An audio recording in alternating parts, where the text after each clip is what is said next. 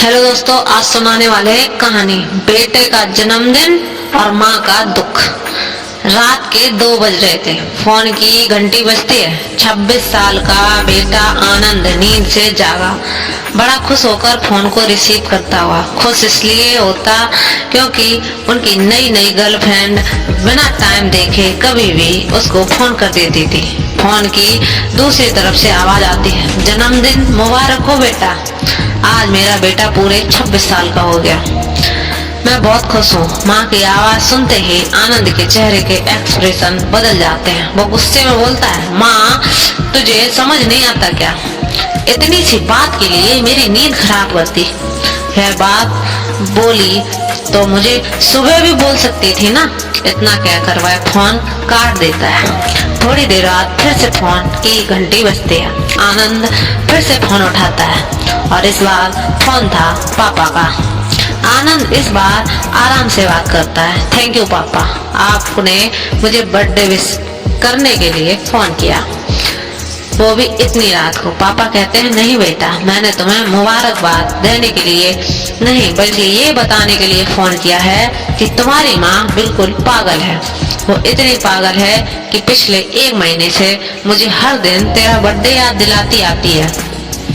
इतनी पागल है कि तू हमसे सैकड़ों किलोमीटर दूर है, फिर भी उसने यहाँ पर खुद अपने हाथों से तेरे लिए केक बनाया है।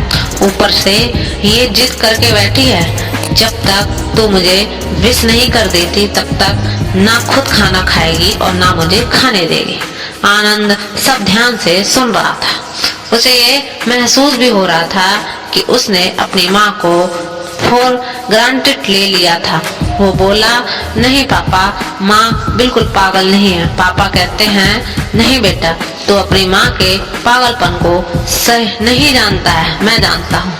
वह तो 26 साल पहले ही पागल हो गई थी जब डॉक्टर ने उसे कहा था, या तो हम बच्चे को बचा सकते हैं या आपको। उसके बिना एक फैसला ले लिया और मुझे भी कसम देकर यह फॉर्म पर साइन करने के लिए मना लिया था, जिस पर लिखा था उसकी जिंदगी उस ऑपरेशन से खतरे में, और अगर उसे कुछ होता है तो इसकी जिम्मेदारी डॉक्टर नहीं लेगा।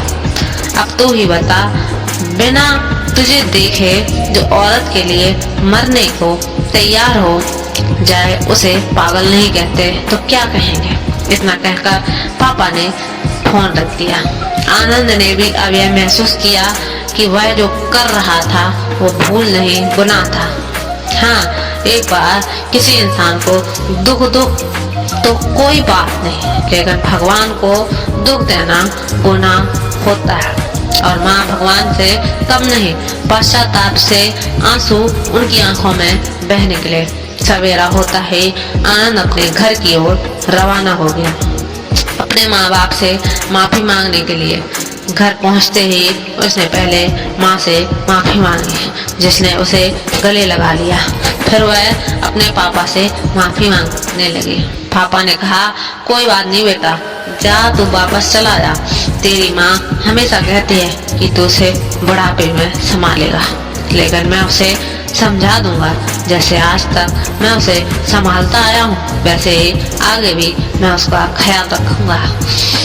उसे भी यह समझ लेना चाहिए कि बेटा उसको एक फोन करने से परेशान हो जाए, वह उसे उम्र भर क्या संभालेगा। बाप की ऐसी कड़वी बातें सुनकर आनंद की आंखें बहने लगी।